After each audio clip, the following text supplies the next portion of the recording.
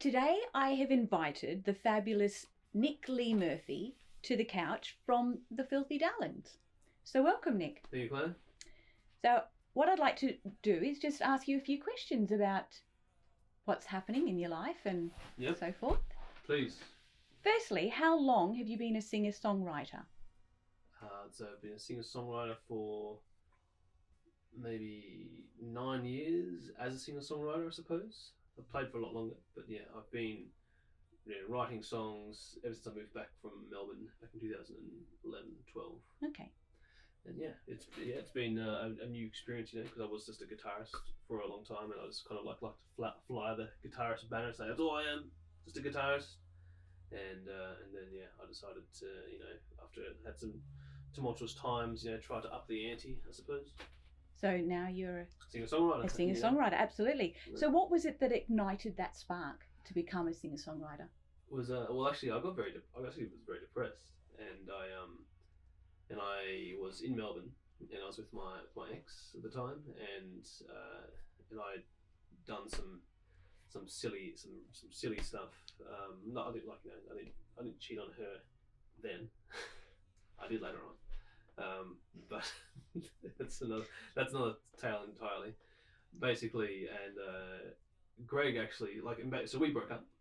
Greg, my boss at Benny Music, actually called me, strangely, intuitively, you might even say, just seemed to know that something was amiss, and said, "Do you want to come back to Canberra?"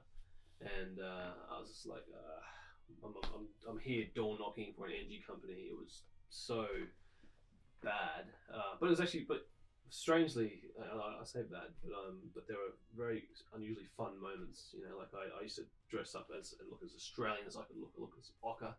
I had a Kubra hat. I had my acoustic guitar on my back, and I would actually go to the doors, to sell electricity and swap people's energy retails over. But I would target 40-year-old women because I could sing to them, and they would I'd sing like Cat Stevens, I'd sing Jason Mraz, and it was just this really good way of getting sales. And anyway, so it was strangely fun, but okay. A bit dishonest, but whatever. Okay. It's not a great industry. Oh, awesome. Okay, so what would you like to change about yourself, and what would you like to not change about yourself? I would like to change my inability to I suppose to have multiple focal points, multiple focuses. Like when the Darlings get together, I'm able to focus in that at the time, them, and also actually beyond that, because that's pretty much like my primary sort of working goal. The Darlings are sort of oriented around an internal goal to move music within my life forward. And but around that, I have these sort of branches, through Better Music, being a guitar repairman, and being obviously a father to my family, and to my kids, and a husband to my wife. And I would like I wish I could just be kind of universally better at everything, rather than even when I try to be. So this is what you would like to change. Yeah, okay. Exactly. I'd like to change. I wish I could find a way to sort of to shift the focus I have for music, which comes so naturally, and put it more into the betterment of the things like my family. So my family, it's great, everything's good, but I feel there is more I could do there. Plus, I've been involved in a charity for quite a long time. And that's taken us probably a third seat in my priority list. And so I just wish I could just focus at about 12 different things at once. That's what I would change. And not change? And not change. I suppose I wouldn't change my my love of life, in general. Perfect. Yeah. Awesome. Okay, so now about your music. Yeah. This is a 3-part question. Okay. How did you come about your band, the Filthy Darlings? Mm-hmm. Who makes up this band? And how did you come up with the name, the Filthy Darlings? Okay, so who makes up the band as it stands now? Yeah, how did you come about the band? How did you have the band that you have in front of you? Okay. So the band that we have in front of us, as it stands, is it's a good journey of about 5 years of sort of, well, now 5 years, because we've been together in this entity for about 2 years, I think it is, and or maybe a bit longer actually. We were a five piece, but there were members beforehand who kind of got on board, fell by the wayside, etc. And the Filthy Darlings, the name came about by just I went for a walk one day with just around, and I just thought of what's a good like sort of name which incorporates sort of sincerity and like a certain like a homely sort of vibe, i.e. Darlings, with something disgusting. Okay, so the Filthy Darlings. So that's how that was formed. Yeah. And who's in the band? So there's Matt Swain, there's myself, there's Ben Brixius, and there's Dennis Verkick. There's also Samuel Duval, who does live sound and kind of, I suppose, pre-engineering stuff for our Perfect. songs. Yeah. Excellent. Yeah. Thank you. Look, I can't quite put your music into one particular genre. Mm-hmm. So how would you describe what genre best fits your music? We're sort of a good mix. We sort of have a good Beatles influence, good Pink Floyd influence, I suppose. And I mean, everything these days, Claire, is already done. You know what I mean? And we're not strange to that either. Where our sound is our own. We've crafted it quite with a lot of painstaking work. Like we work hard. And it's a nice idea to think you can change the world with the sound. Most of the sounds have been done already. I think I like to think we're approaching this with a different angle. Would you think that you fit into your own sort of genre? Oh, we're a rock and roll band. Yep. Yeah, we definitely a strong rock and roll influence. In the vein of maybe a little bit Oasis-y, a bit nice, bit Coldplay perhaps. There's definitely a Brit pop sort of like sensibility about it. But also classic. The Beatles. The harmonies. Are very Beatles-esque. Without being the Beatles, and the trippy bits are very Pink Floyd-esque without being Pink Floyd. I'd say. Good. Yeah. Thank you. Okay, the Filthy Darlings have already released 2 songs from your upcoming EP, My Friends and Grass is Greener. Mm-hmm. My Friends features you and your band. Yep. Grass is Greener has this amazing footage. Can you tell us a bit about that? Okay, so a friend of the band named Kate Churchwood did that entire stop motion. She lives in Melbourne, I understand, and works there as well. And she's an artist, and basically we just put the idea. We loved her drawings. She had this beautiful sort of like her drawings are so cool, and we just thought, let's try this out. Like let's ask the question, and she was so happy to do it. And then we just got inundated with so much work from her. It was fantastic. She was so keen, and she just did the whole thing. And then Matt Swain, in conjunction between the two of them, really just worked this whole thing together, and thus the story came about. Kate was in constant. Looks amazing. Yeah. Yeah, it's great. Yeah. And Kate was in constant contact with Matt in particular. She asked me a few very direct things at the start, in particular just about the story, and how what does it all mean, and why does it mean this, this lyric here, what does this mean? She really pulled it apart, and you can see it. There's so many layers to that video clip. Look, the song aside, if you just watch the video clip, there's so many layers going on within that. It's a tale unto itself. Yeah, absolutely. The song kind of, it's why it's such a good sort of thing. They both kind of prop each other up, and they keep propping each other up. And it's great that it's completely different from your first song. Totally, yeah. Where it's just you and your band, so yeah. it's a raw footage compared to that. Yeah. Totally. So who comes up with the idea for your video clips, and how do they transpire? That's what like that one. Or that one from memory. And again, it was just let's ask Kate, and just kind of evolved naturally from there. Yeah. Once we sent the message to her, and got kind of with it, just kind of took on a life of its own, and that's how that sort of transpired. My friends, Matt came up with it, and you were involved in it in quite a lot of the thing, but then there's a new one coming out which was scripted by myself and Matt in particular, and yeah, it's we've got a really like a really. So you all simple, come together and come up with the ideas, and we float a few ideas Yeah, around, good. but we then so far look, we'll see what the other two after this sort of happen to those, because we've kind of been flying by the seat of our pants, oh wow, we want we want great products for flying at the seat of your pants. yeah, I think so too. Yeah.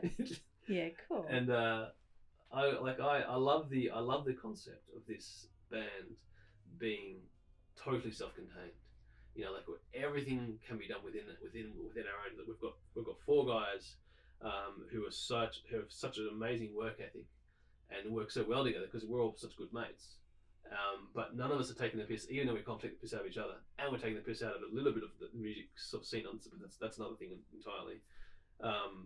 But we just have this, like this vision which is equally shared and driving, constantly being driven forward by by the one to the next to the next to the next. You know what I mean? That's really cool. When one goes this guy goes and this guy goes and this keeps doing that, and now until you get the final product. Yeah, and look. Honestly, we're nowhere really, but the thing is that we can. I feel like that we can all four of us can kind of see, a goal, and we're sort of like we're aiming there. And we'll probably wind up somewhere over there, but that's totally cool, wherever that is. You know what I mean? Because it's still going in some sort of direction there. You know what I mean? At the end of the day, again, final product's great. And great, exactly. Thank you. Yeah. So, are all of your songs written from your personal experiences? Yeah, definitely there's embellishments there, but yeah, certainly I try to write as honest as I can. I mean, look, I try to live as honestly as I can these days. I've been a very dishonest person in my life, and while doing the whole energy retail thing. Yeah, but that makes you who you are today. Oh yeah, totally, exactly. Yeah. Totally. So yeah. But I certainly I feel there's a lot of constant truth within those songs, and they're all, if not just like the truth of a moment, maybe perhaps might sound a bit pretentious, but whatever. Then they are certainly a reflection of a story. Yeah. Well, my next question was sort of going to elaborate on that a little bit more, and so what stimulates your experiences to emerge, into music? So what stimulates my experiences to emerge into music? That's a good question. I feel that I have a need just to constantly push myself, whatever it is. You know what I mean? And music is such a great medium to do that in, because it's so infinitely vast. You can kind of there's only so many sort of like say notes on a keyboard, right? Or on a guitar fretboard. However, there's an infinite amount of possibilities of what you can do with it. You know what I mean? And there's a difference between it's funny how just one note can just make all the difference between a song sounding bollocks and sounding like $1 million, and it really can. You know what I mean? It's kind of like, it's all about framing. I mean, I was listening to, I won't rattle on about this too much, but I was listening to, Clara, my daughter's got into Michael Jackson lately. Do you like Michael Jackson? I love Michael Jackson. Yeah. Obviously a very controversial figure, but whatever, like his songs and whatnot are, are incredible. And she's gotten into one in particular, which is like my favorite, called Will You Be There? And it's the piano melody is just so simple. It just goes bum bum ba dum bum bum ba dum bum, yeah, bum ba dum bum bum. And that's like a simple climb, you know what I mean? But it's so powerful, especially by the way it's produced and the way it kind of comes in, and just what he does with like this gospel choir, and it's just gives me goosebumps constantly. When she's like because she walk around singing it and stuff. She gets the lyrics wrong. It's so cool. Anyway. Yeah, it's hilarious. That's awesome. So yeah, I suppose music is such a good,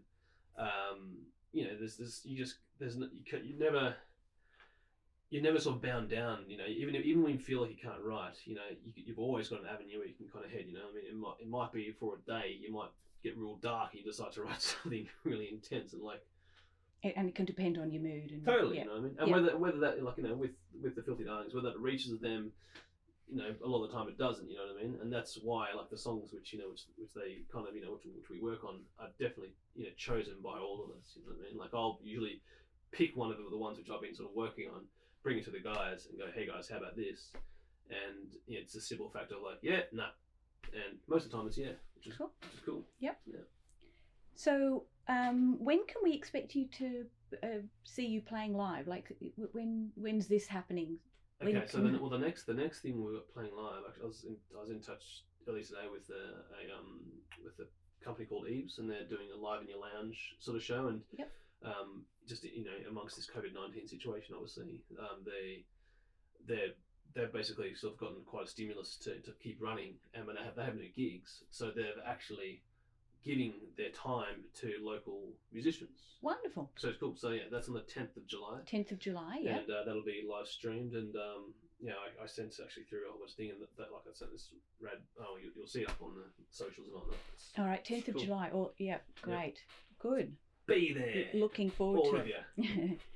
So your new single is coming out soon, called "A Walk with Me." Mm-hmm. Please tell us what the song's about, and when can your audience hear that? So that'll be released on the 20th of June. 20th of June, yep. And that's a good question. Walk with Me is a song about sort of self-destruction and walking down, kind of almost like volunteering yourself down the path of self-destruction, because as many of us do, you know what I mean? Like it's I'd say it came from, like I was at a time when I was quite, again, quite down and out a bit, you know what I mean? But I felt there was this sort of uplifting idea, you know what I mean, of people kind of walking, or as you kind of head down that path, you know what I mean, you do all sorts of dumbass things, like I do try to ration my arsery these days, especially because I've got a family I've got to look after, you know what I mean. And, my wife's a wonderful strong person; she does plenty good, by the way. But yeah, like at a time when I was, I suppose, quite desperate. It's probably the best way to describe it. And I felt that I was kind of drowning a bit, you know what I mean? And as a result, I was not, just in life, you know what I mean? There's moments in life where you just feel like, you're well behind the eight ball and life is just kind of stacking on top of you. And so I, kind of wrote this song about, as you kind of spiral down, you know what I mean? But you've actually got a whole lot of people kind of doing the same thing with you. You're not isolated, you know what I mean? You're all kind of doing the, this walk together. So come and walk with me. Love it. together. I think people do their best work when they seem to be in a dark place anyway. It just seems to be, so many brilliant songs out there that seem to produce really good music. It's such a powerful emotion to constantly vent it, you know what I mean? Okay, so I've heard your song. I think it's amazing. Thank I you. can't wait for everyone to hear it. So don't forget, 20th of June, that's only in a couple of weeks. Check it out. And lastly, what's next for the Filthy Darlings, and when can we expect it to surface? The next song will be called Now That You Know. We've got a really cool person working on that as well. Yep. She's quite an artist, and she's doing a really interesting idea for the film clip. And yeah, I suppose I'd like to. I think all the guys will say the same thing, that at the moment, especially with this idea of being self-contained, there's no limit or no ceiling as to what we can do, at least within ourselves. Like we can't make ourselves famous, you know what I mean? But we can do all the other stuff. We can keep making cool music, which we love and we stand by.